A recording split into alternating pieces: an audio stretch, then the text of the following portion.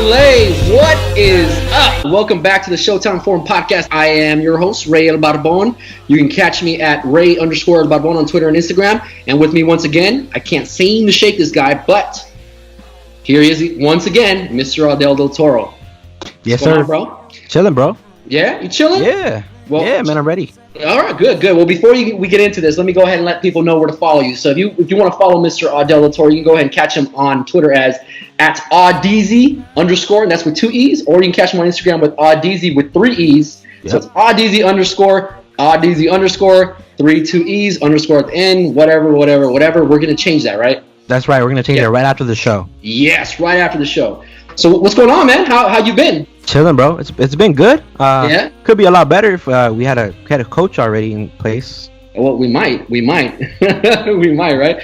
But we might not have a coach, but we do have a special guest with us this week. You can catch him on ESPN LA's Mason and Ireland trying to keep order. You can catch him on the Blue Review, as well as our very own Showtime Forum. The man, the myth, Mr. Greg Bergman.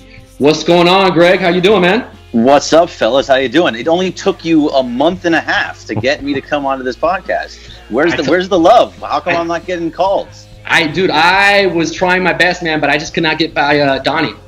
Oh yeah, Donnie doesn't let anybody by. And no. Audel, 2 E's, 3 E's.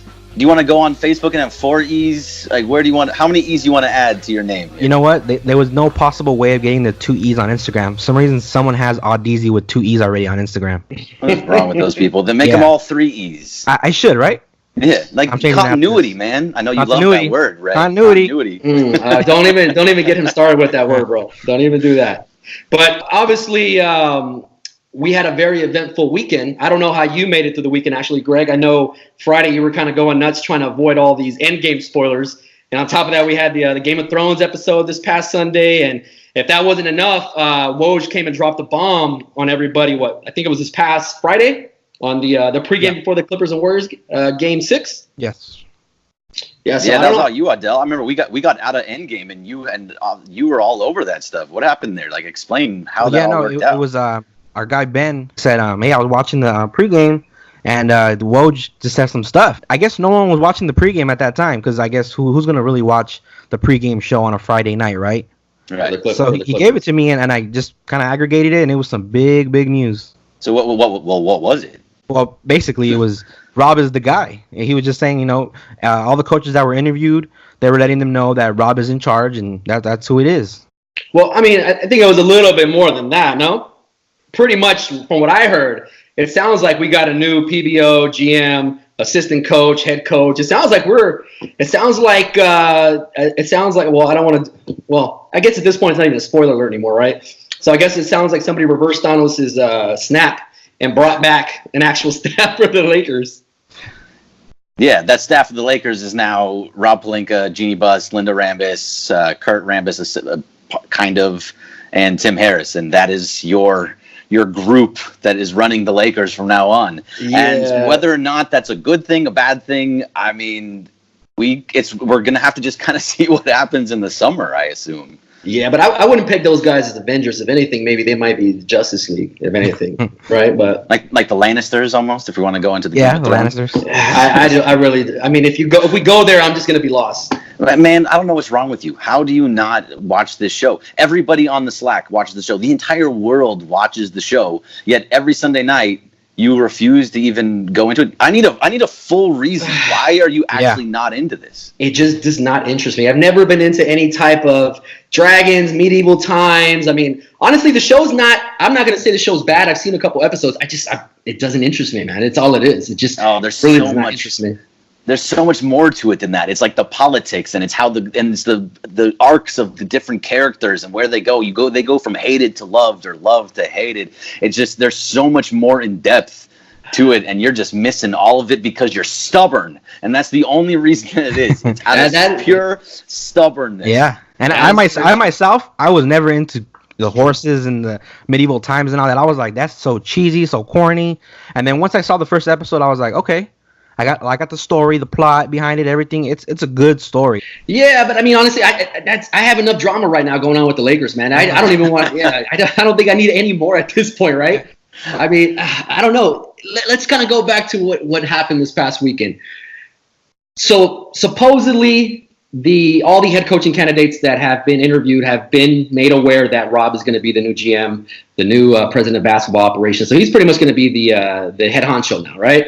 Another thing they were talking about was the fact that Ty Lue had about a 5.5-hour meeting with the I guess the second interview staff at this point, which included Linda Rambis and Jeanie and all of them. I heard that, not heard, but Woj reported that he made an emotional connection with Jeanie using his past ties with the Lakers and whatnot. And I think Lue came in very prepared, especially with the fact that he came in with a plan, talking about how he's trying to acquire or trying to involve Tom Thibodeau as his head assistant.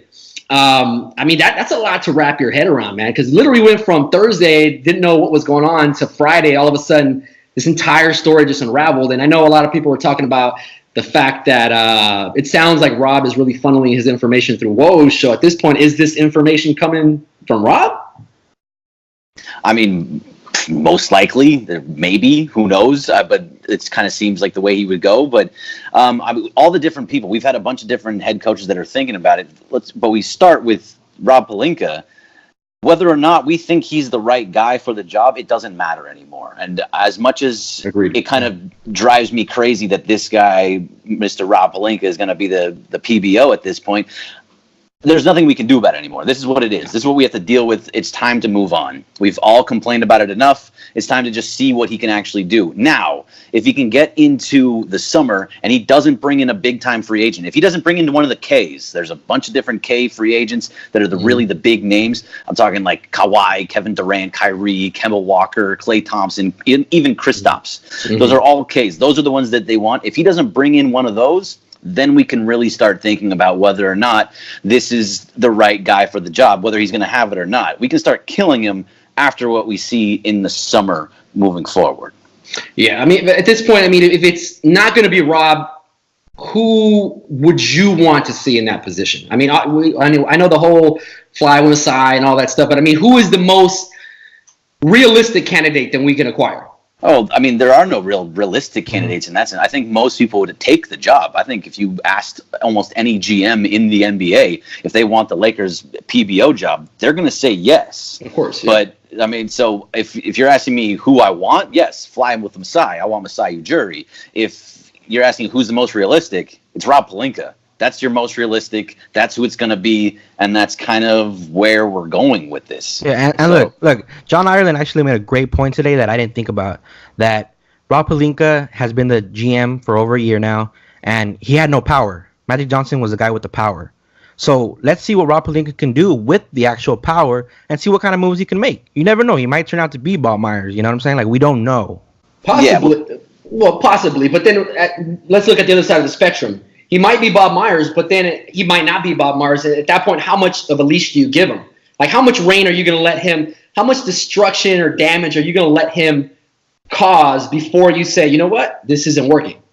Right. Well, it depends on what he does. I mean, we're going to absolutely destroy him if he makes the wrong decisions. And the wrong decisions could very well be trading guys away, like the young guys, like Lonzo, B.I., Kuz, one of those guys. If those guys move, it better be for the right piece that's going to fit with LeBron and moving forward after LeBron. So he's got a huge all of this on his plate right now that he has to really work through. And so it comes down to the summer. I just think that he's in a bad spot no matter what, because we're going to kill him if he doesn't do anything, and we're going to kill him if he does the wrong thing. Yeah. So it's not, and from everything that we're hearing, everything that we're seeing, it's not about what we think. It's not about what anybody else in Twitter world thinks or whatever it is. He's there, and I think he's there for the foreseeable future.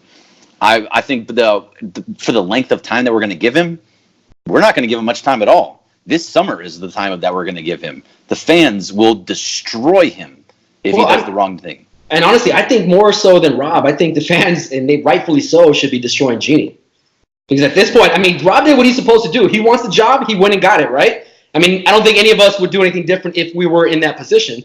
We'd go after the job that we wanted. We would leverage whatever opportunity, whatever type of leverage we have, we would use that in order to acquire, to get that position. So at this point, he's doing what he needs to do. So at this point, you got to put the blame on Jeanie if it fails, like 100%.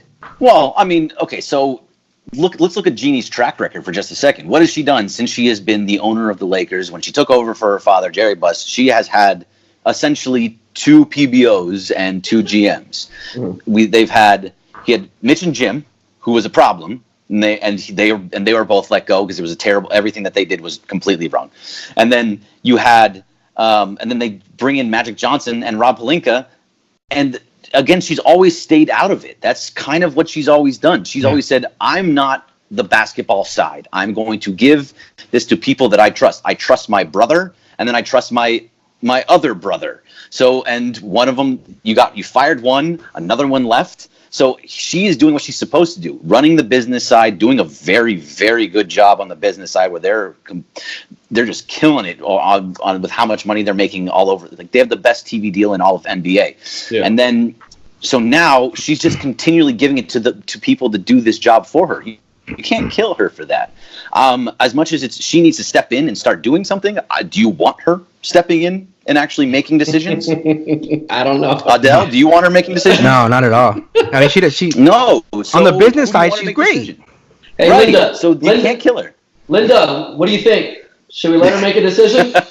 Seriously. Yeah, Linda says she's all for it. Hey, man. Hey, when you're married, right, Ray?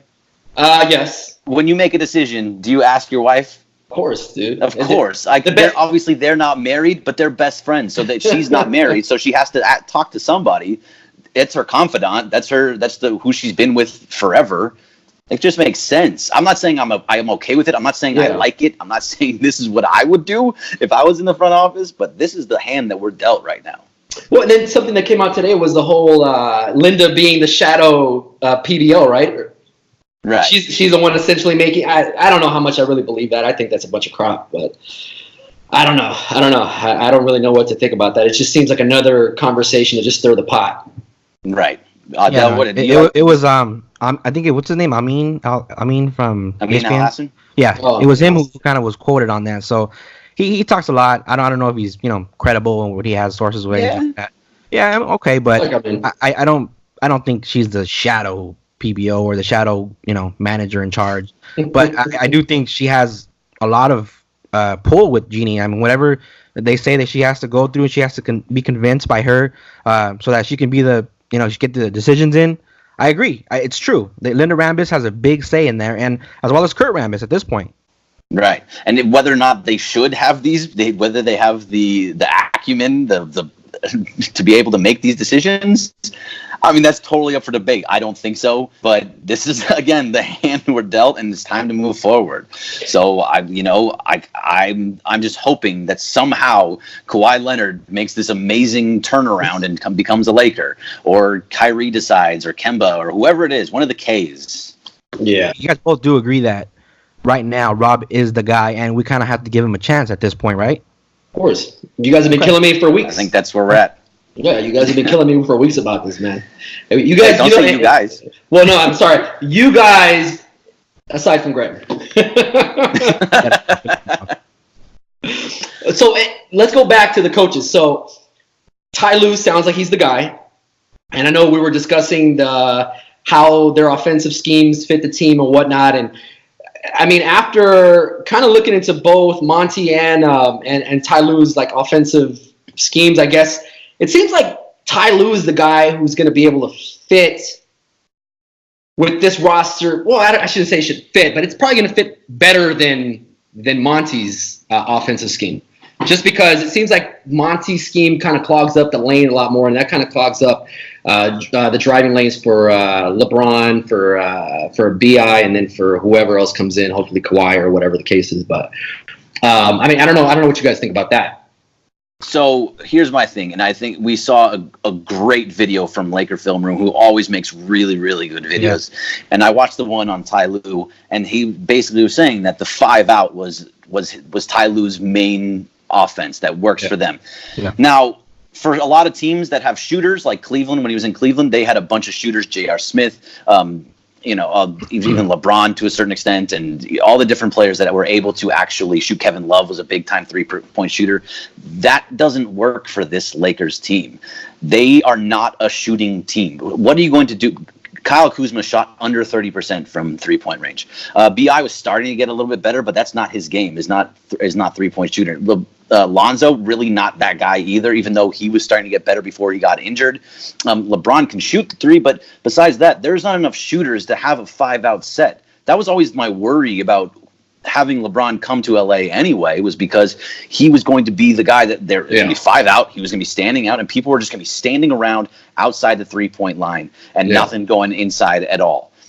That's not this team's game. Kuzma is a driver, a slasher, a scorer. BI, we've seen what he does from mid-range and from inside.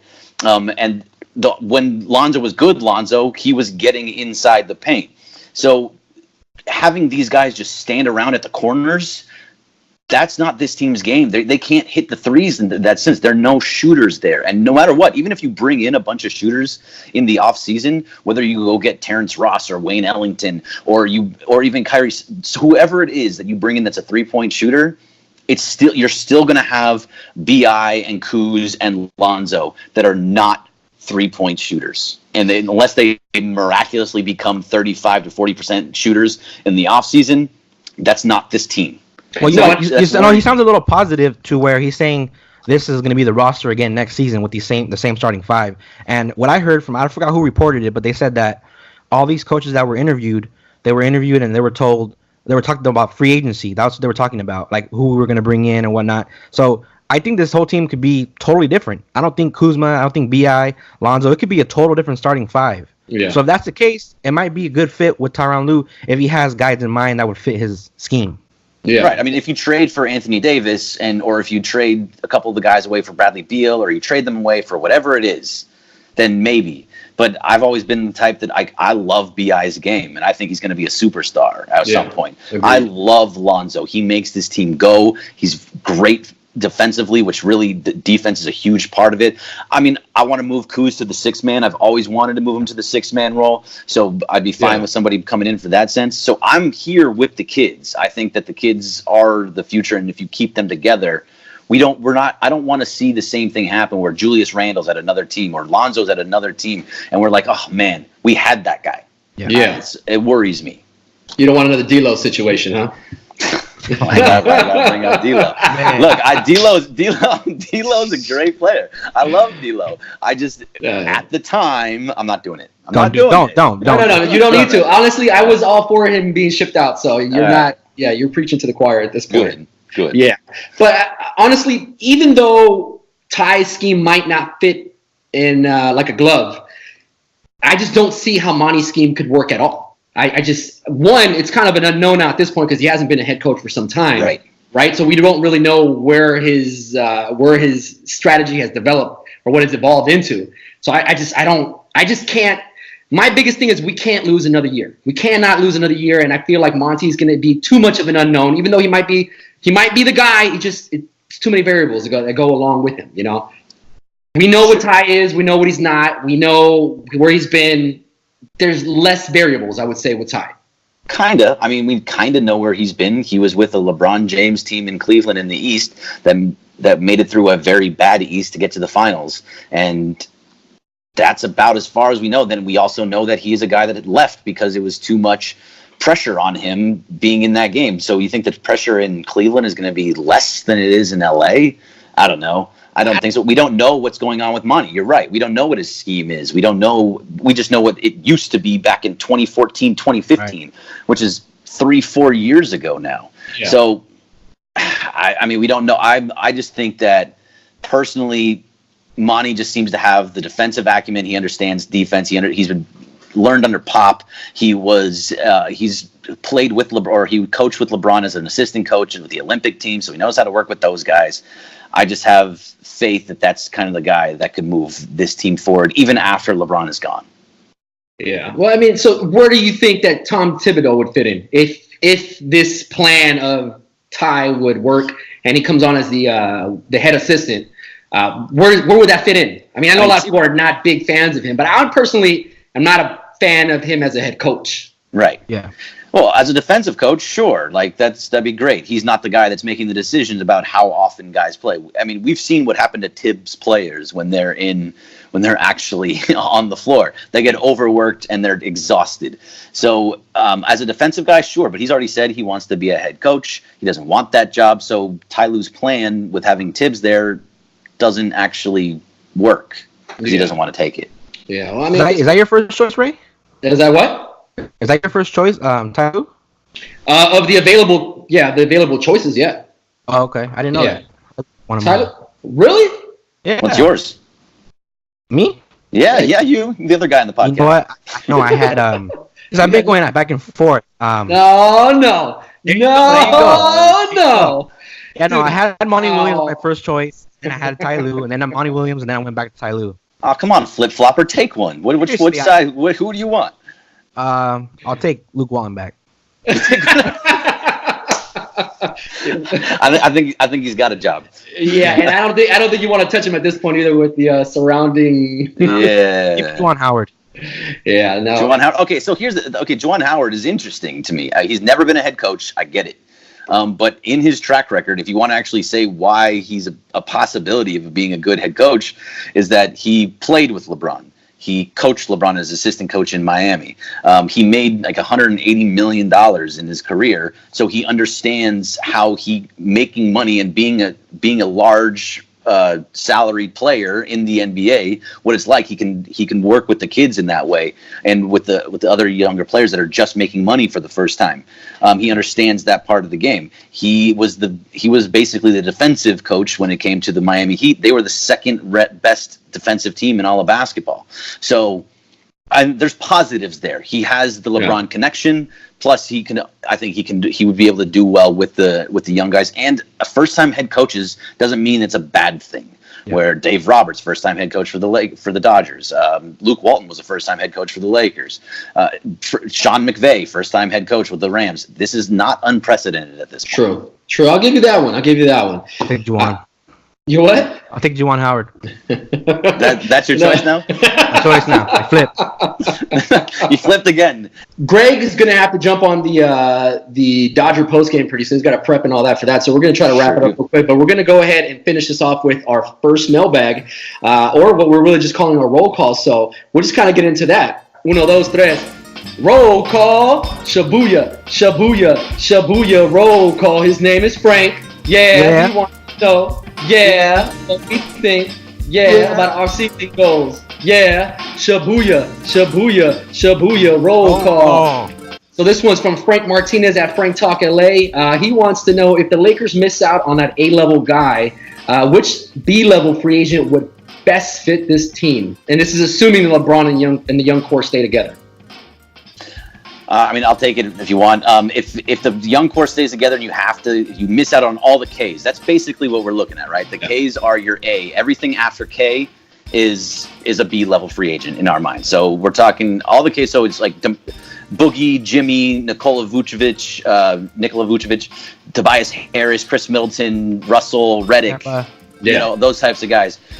Then I would go like Tobias Harris. I think is a strong player. That would be somebody that I would be okay with. He's a good shooter. He's a good role player. He's a good that can fit into the system very well. If you want a big, I would go after Vucevic. I think he's somebody that would do well in LA. He went to USC, so he's been in the LA market before.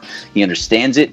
Besides that, I know David's gonna be real upset with me, but I'm not going with Jimmy Butler. I was waiting for that. That's not the guy I want. And one of the crazier ones, because I want shooters, and these are the only thing that I want. Is I want shooters. Vucevic does that. Harris does that. Bojan Bogdanovic from Indiana. That's like way lower tier guy. Like I'm talking like C level, low down. Like that means we missed on everybody. But if you're missing on those tops, get me shooters. That's all I want is shooters all the way up and down. Yeah, I think my pick would probably have to be Al Horford. Roll guy.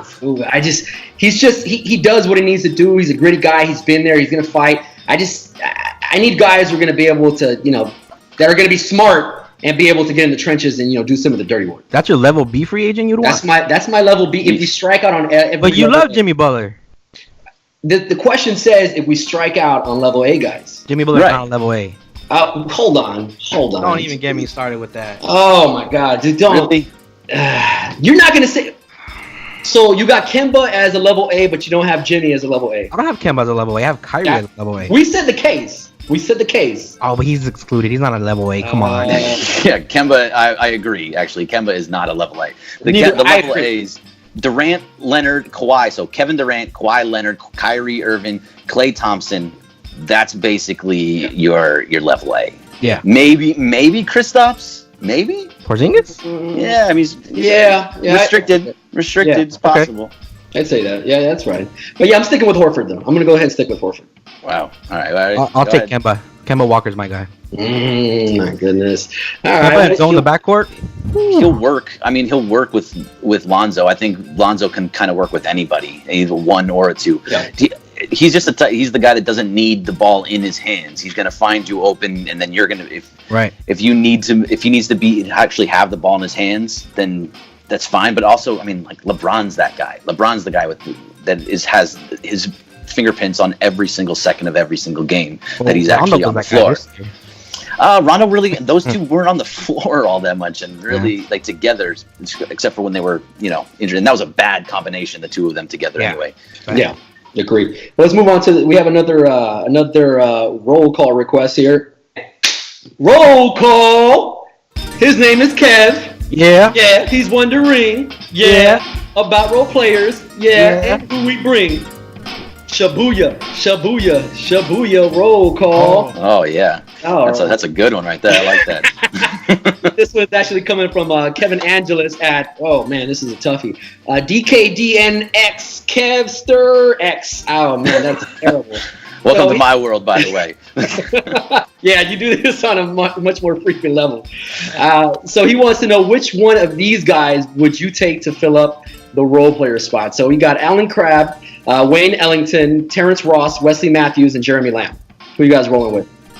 Jeremy Lamb was pretty good this year. Surprisingly, he got better. But I'll take him off the list. Wesley Matthews is a guy I would like to have. Veteran shooter, sharpshooter. I'll take him. Terrence Ross is solid. Wayne Ellington. Alan Crabb, definitely not. Is he a free agent? Alan Crabb? Okay. I hope not. I'll take Terrence Ross out of those guys.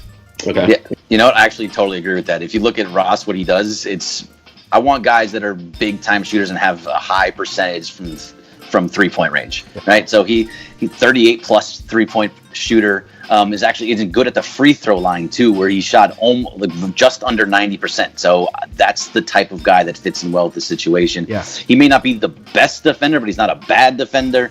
So I think that's your perfect situation. He's still young. He's under 30. Not at that. It fits in well with the younger core. Terrence Ross would be my guy in that situation. Well, I think we all agree on that. I was going to go with Ross as well, just because, that guy, when he gets hot, man, he gets hot quick and he goes on a streak. So I would have to go with Ross as well. And then we got our last mailbag here from, actually, let's get into it. Roll call. Shabuya, roll call. His name is David. Yeah. He thinks Greg's great. Yeah. But he wants to know. Yeah. Why did Jimmy hate? that is definitely David Portillo, by the way, he is the trolliest of all trolls in the entire world when it comes to trolls. He finds a way to just get on everybody's nerve in some sort of way. But he thinks it bothers me, but it doesn't. But it's all right. Jimmy Butler, I'm going to do it. We're going to do this just real fast for you, David. This is just for you. On the record, David, I like Jimmy Butler's game. I think Jimmy Butler is a very, very strong, solid player. I think he's a great guy to have on most teams. But if you look at his path that he's been in, he was in Chicago. The young players all hated him. He was in Minnesota. The young players all hated him. He went to Philadelphia, and while they're playing well right now, the stories that have come out of there have all said that they don't really like him. He is a me-first guy. He is someone that is going to be an issue in your locker room no matter what, and he's not at the level of somebody that can have that can be that type of guy. He's good, but he's a B level. He's not at someone that you have enough gravitas to be that much of a problem in the locker room. So if you bring him in here, you're risking him being a me-first guy with Lonzo and Kuzma and Ingram and basically destroying any type of locker room continuity that you have in there. So I'm out on that because it was just like I was out on Boogie Cousins coming here when he was just an absolute mental case. I didn't want that, and that's the same reason why I don't want Jimmy Butler. It has nothing to do with his game. He's a very good player. I just don't see him fitting into this locker room. Well said. Well, like that? I'm going to side with David here, and I hope Jimmy comes. So I'll take a little bit more toxic behavior in our locker room because there's been plenty this season. So he'll fit in just fine. He'll fit in just fine. Hey, who knows? Maybe Jeanie will give him the PBO job. He'd want it. Yeah, from everything we've seen from him, he'd want it. So yeah, he definitely would.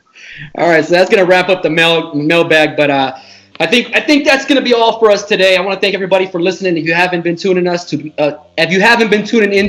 podcast before today, we appreciate you listening today. Hopefully, you'll be listening next week. You have been listening. We appreciate you as well. Just make sure you're listening. Just make sure you're listening. Please make sure you show your support. If you like what you're hearing, make sure you subscribe to our podcast. Drop a review. Share this with some friends, with some Clipper fans, with anybody who needs it, right? And just as a reminder, we are available on all major streaming platforms like iTunes, Spotify, Google Pod, Anchor, YouTube. And I want to go ahead and thank Mr. Gregorio Bergman for joining us today. A month late, but nevertheless, you're here, right? Yeah, I appreciate it. Thanks, guys. Yeah, and don't forget, you can always catch him on the Blue Review, Showtime Forum. You can catch him on Mason in Ireland, or just follow him at Bergman Greg on Twitter and Instagram. Yes, all right. Peace.